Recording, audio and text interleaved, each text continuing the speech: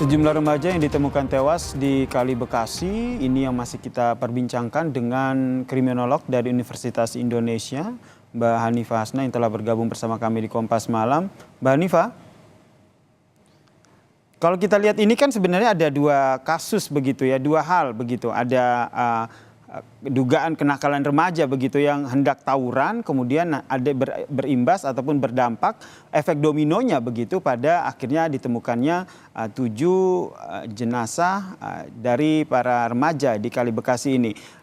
Dari hemat Anda nanti penanganan polisi nanti akan seperti apa? Baik, ini memang agak susah Mas ya penanganannya ya, karena bagaimanapun juga anak-anak yang melakukan tawuran ini kan juga korban ya, korban Mm-mm. dari pengasuhan yang salah, korban dari sistem pemerintahan yang salah gitu ya, sehingga mereka menjadi seperti ini.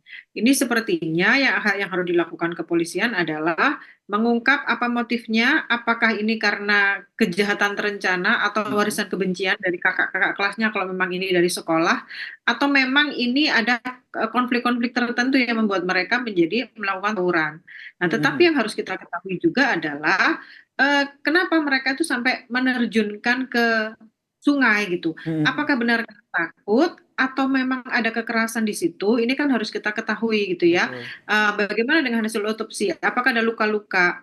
Mm-mm. Apakah ada lebam? Lebam itu karena kepentok sama kondisi sungai Mm-mm. dengan adanya beberapa batu atau yang lain, atau karena benda-benda yang memang dipukulkan ke mereka karena untuk menertibkan tawuran ini. Ini yang harus Mm-mm. diketahui.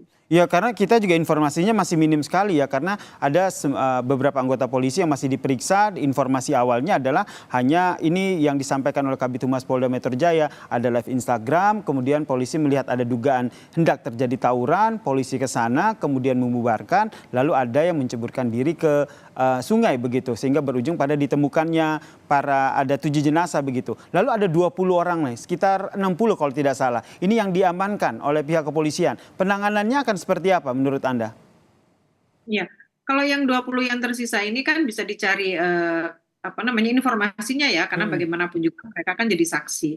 Tapi selain itu kita tetap harus menanyakan kepada saksi-saksi yang lain, masyarakat yang berada di situ dan CCTV yang mungkin ada. Mm-mm. Bahkan yang bisa dilakukan adalah hasil live tadi itu, pernyataan mereka ketika mereka memang janjian atau mereka apa mau bertemu untuk melakukan tawuran. Ini kan menjadi bukti-bukti yang memperkuat apa namanya peristiwa ini.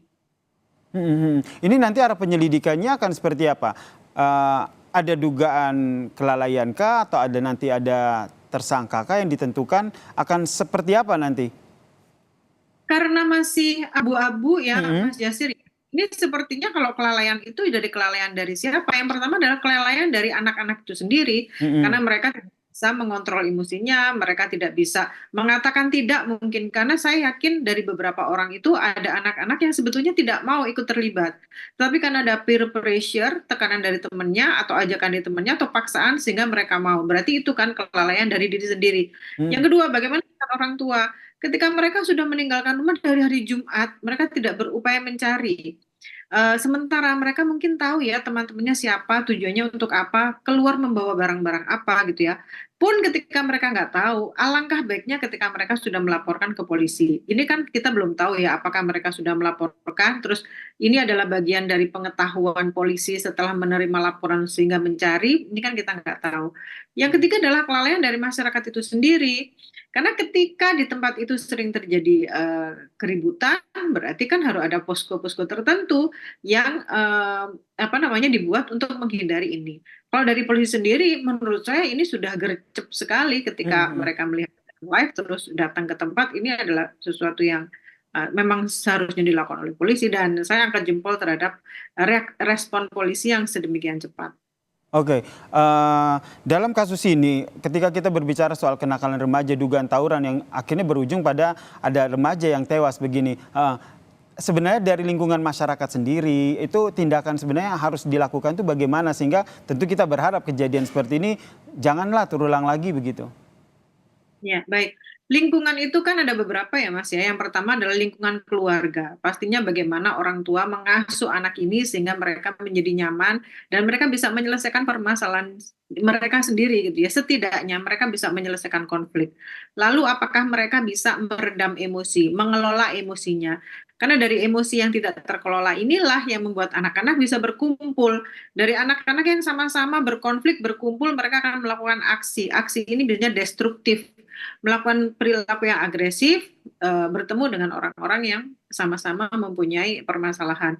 Yang kedua, bagaimana sekolah, lingkungan sekolah melakukan edukasi terhadap anak-anak. Bagaimana mereka sekolah ini membuat mereka itu menjadi pribadi yang lebih berkarakter gitu ya. Lalu masyarakat sendiri bagaimana? Ketika anak-anak itu kelihatan berkumpul, sebetulnya kita Mm-mm. perlu udah ada warning ya. Ngapain nih mereka berkumpul? Karena pada dasarnya remaja ini lebih merasa pemberani ketika mereka bersama-sama dengan temannya gitu ya. Mm-mm.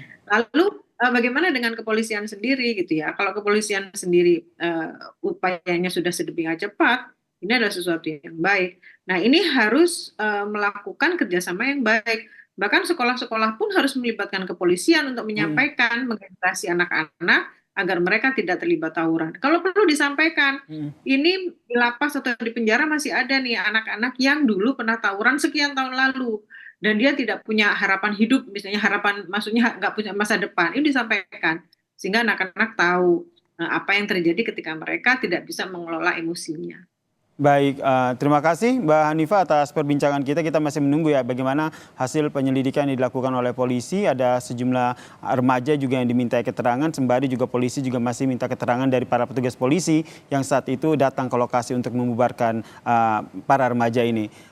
Terima kasih Mbak Hanifah Hasna, kriminolog dari Universitas Indonesia.